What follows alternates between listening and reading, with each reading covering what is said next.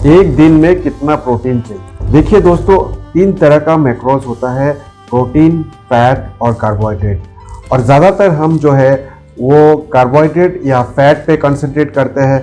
आप देखते होंगे कि लो फैट डाइट या फिर लो कार्ब डाइट, लेकिन दोनों डाइट जो आप सुनते हैं या फॉलो करते हैं उसमें कोई भी प्रोटीन का उतना महत्वपूर्ण नहीं देता है। प्रोटीन को महत्वपूर्ण इसलिए नहीं देता है क्योंकि लोगों में बहुत ज़्यादा कन्फ्यूजन है कि कितना प्रोटीन लेना चाहिए। तो आज इस वीडियो में मैं बात करूंगा कि एक हेल्दी व्यक्ति को कितना प्रोटीन चाहिए डेली और क्या आप वो प्रोटीन मीट कर पा रहे हैं, क्या क्या सोर्सेस है, इन सब चीज़ के बारे में बात करूंगा।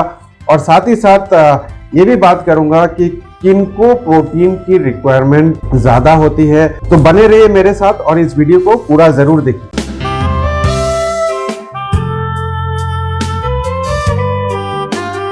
वेलकम बैक गाइस, मेरा नाम डॉक्टर अनुपम घोष है। मैं एक डायबिटीज कोच हूँ और एक फिटनेस न्यूट्रिशन स्पेशलिस्ट। तो गाइस, आज हम बात कर रहे हैं कि एक दिन में कितना प्रोटीन चाहिए। तो उसको जानने के पहले सबसे पहले हम थोड़ा सा ये जान लेते हैं कि आखिर प्रोटीन होता क्या है।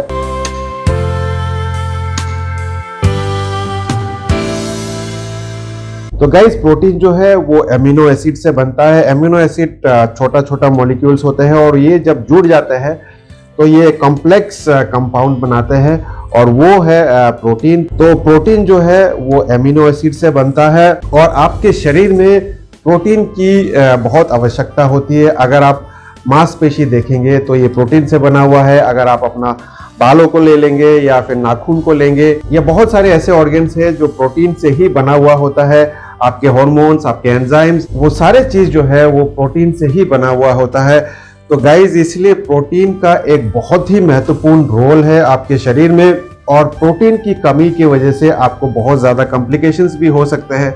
तो प्रोटीन को सही मात्रा में आपके हर डाइट में रखना बहुत ज़रूरी है। तो इसीलिए आज हम बात कर रहे हैं कि एक दिन में कितना प्रोटीन चाहिए किसी को भी। वैसे तो आपके शरीर में प्रोटीन अपने आप बन जाते हैं, लेकिन कुछ ऐसे प्रोटीन होते हैं जो नहीं बनते हैं, उसको हम कहते हैं एसेंशियल एमिनो एसिड। और एसेंशियल एमिनो एसिड इसलिए कहते हैं क्योंकि वो आपके शरीर के लिए तो ज़रूरी है लेकिन आपके शरीर में नहीं बन पाता है वो, तो इसलिए उसको बाहर से लेना बहुत ज़रूरी होता है।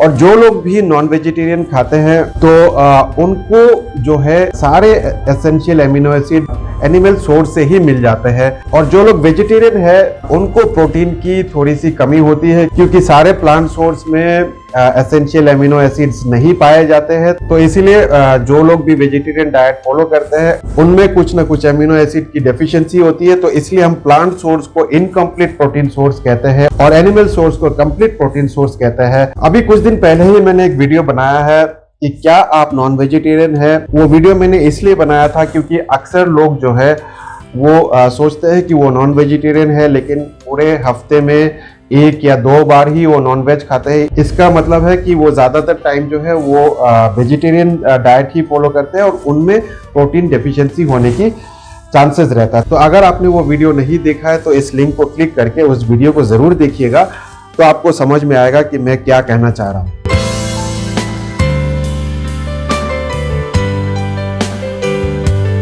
अक्सर लोग जो है वो वजन घटाना चाहते हैं और वजन घटाने में प्रोटीन का एक बहुत ही महत्वपूर्ण रोल होता है।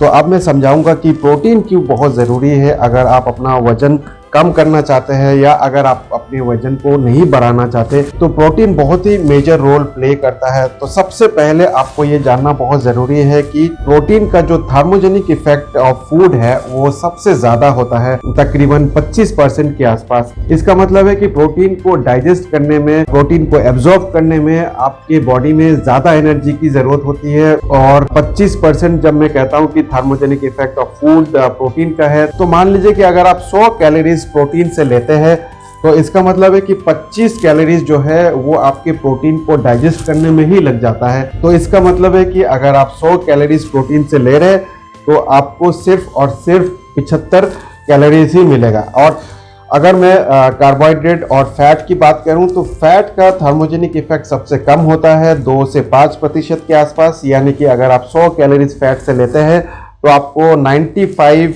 कैलोरीज के आसपास फैट से मिल जाएगा। और कार्बोहाइड्रेट का 5 से 7% होता है, यानी कि अगर आप 100 कैलोरीज कार्बोहाइड्रेट से लेते हैं तो आपको 93 कैलोरीज कार्बोहाइड्रेट से मिलेगा। तो देख सकते हैं दोस्तों कि प्रोटीन जब आप ज्यादा खाएंगे तो आपकी बॉडी जो है वो ज्यादा यूटिलाइज करेगा कैलोरीज बर्न करने में, क्योंकि थर्मोजेनिक इफेक्ट अभी आपको समझ में आ गया होगा क्या होता है। थर्मोजेनिक इफेक्ट ऑफ फूड वो होता है जो आपकी बॉडी यूटिलाइज करती है एनर्जी को फूड को डाइजेस्ट करने में। तो ये बहुत ही इंपॉर्टेंट रोल प्ले करता है प्रोटीन। तो इसलिए प्रोटीन आपके डाइट में एडिकेट होना बहुत जरूरी है।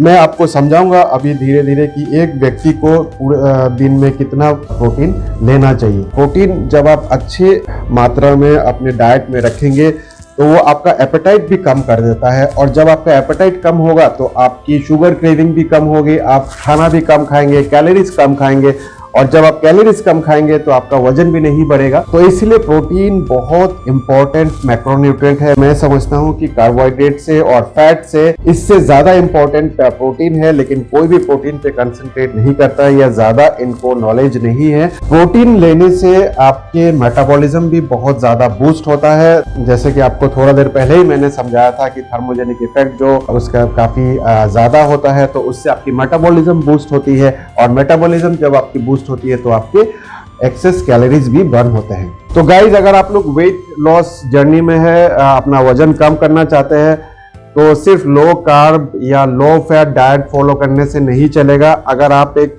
अच्छा खासा प्रोटीन लेते हैं अपने डाइट में तो आपकी जो वेट लॉस जर्नी है वो बहुत आसान हो जाता है, क्योंकि आप जब प्रोटीन लेते हैं तो आपको एक फुलनेस आती है, आपकी एपेटाइट भी थोड़ा कम हो जाता है। तो इससे क्या होता है कि आप उतना कैलोरीज नहीं लेते हैं और आपकी जो वेट लॉस जर्नी है उसको आप आसानी से स्टिक कर सकते हैं। तो इसलिए प्रोटीन इंपॉर्टेंट रोल प्ले करता है आपकी वेट लॉस जर्नी में।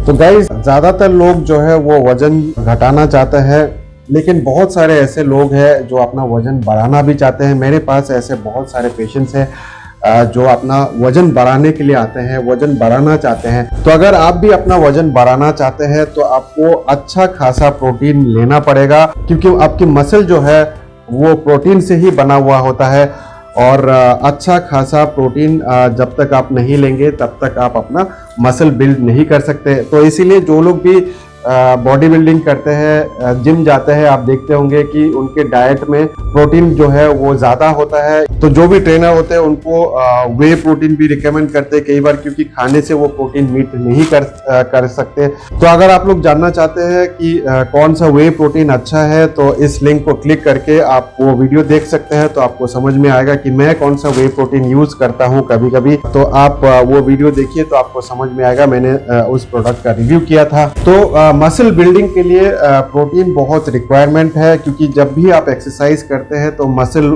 टीयर होता है, और मसल जब टीयर होता है तो उसी समय मसल को दोबारा से बिल्ड करने के लिए प्रोटीन की आवश्यकता होती है। तो इसलिए आपके डाइट में अच्छा खासा प्रोटीन होना जरूरी है। तो गाइस, मैं रिकमेंड करता हूं कि अगर आप जिम जाते हैं या अपना मसल बढ़ाना चाहते हैं तो कम से कम जो है वो 2 ग्राम पर केजी बॉडी वेट रखें। इससे कम तो बिल्कुल भी मत रखिए, क्योंकि अगर आप इससे कम रखेंगे तो आप अपना मसल बिल्ड नहीं कर पाएंगे।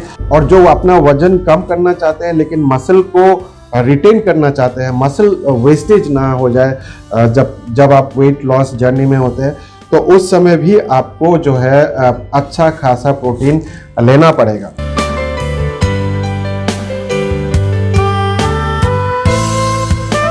अब आते हैं गाइडलाइंस के बारे में कि गाइडलाइंस क्या रिकमेंड करता है।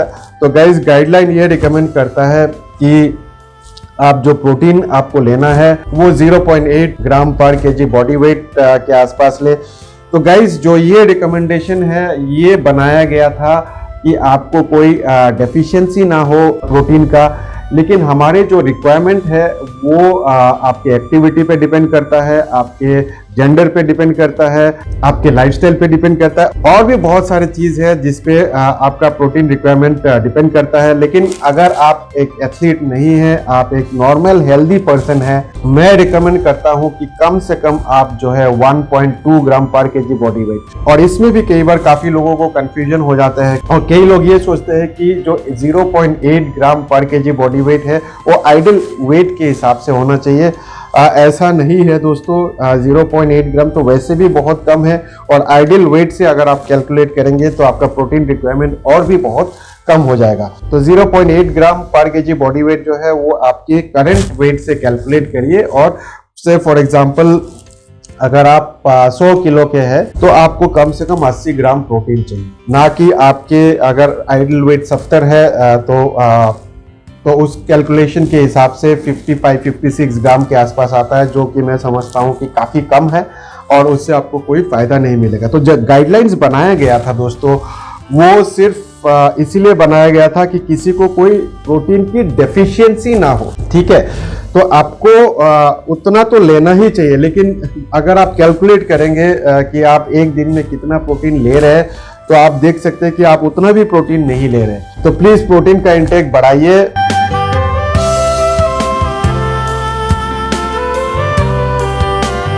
अब कुछ कंडीशंस ऐसे होते हैं जिनमें प्रोटीन की रिक्वायरमेंट जो नॉर्मल हेल्दी पर्सन, जो मैंने आपको अभी बताया 0.8 to 1.2 ग्राम पर केजी बॉडी वेट, उससे थोड़ा सा ज़्यादा हो जाता है। फॉर एग्जांपल प्रेगनेंसी के केस में आपको प्रोटीन कंजम्पशन थोड़ा ज़्यादा लेना पड़ेगा। अगर आप वेट लॉस कर रहे हैं तो उस कंडीशन में आपका प्रोटीन रिक्वायरमेंट थोड़ा ज़्यादा हो जाता है। अगर आपको इंजुरी हुई है, इन्फेक्शन हुआ है, तो उस कंडीशन में भी आपको प्रोटीन रिक्वायरमेंट बढ़ जाता है। और अगर आप एथलीट है या बॉडी बिल्डिंग करते हैं तो उस कंडीशन में भी आपको प्रोटीन की रिक्वायरमेंट ज़्यादा होती है। अगर मैं अपनी बात करूं तो मैं 2 ग्राम पर केजी बॉडी वेट के हिसाब से लेता हूं। मेरा करंट वेट जो है वो 75 के आसपास है, तो मैं उसके हिसाब से मैं तकरीबन 150 ग्राम्स जो है पर डे प्रोटीन लेता हूं।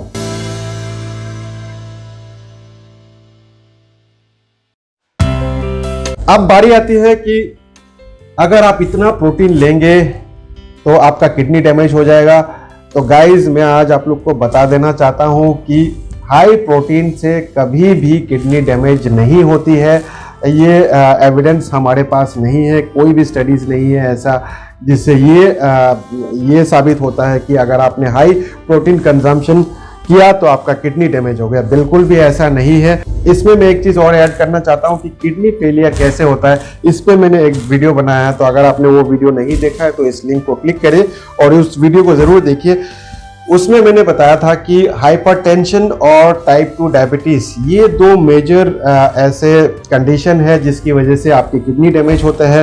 तो अगर आप अपना प्रोटीन इंटेक एडिक्वेट रखेंगे तो आप डायबिटीज को भी रिवर्स कर सकते हैं और हाइपरटेंशन को भी रिवर्स कर सकते हैं। तो अगर आपने डायबिटीज और हाइपरटेंशन को रिवर्स कर लिया तो आपका किडनी कभी भी डैमेज नहीं हो सकता है। अब सवाल ये आता है कि जिनका किडनी ऑलरेडी डैमेज्ड है उस केसेस में हम क्या प्रोटीन दें या नहीं दें।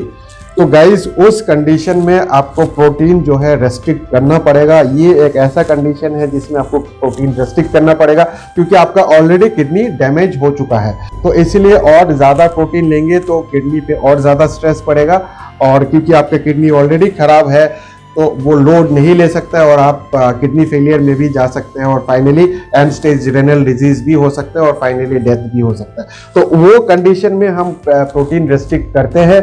लेकिन अगर आप एक हेल्दी व्यक्ति है तो उस कंडीशन में आपको एक्स्ट्रा प्रोटीन लेने से आपकी किडनी डैमेज नहीं होगा।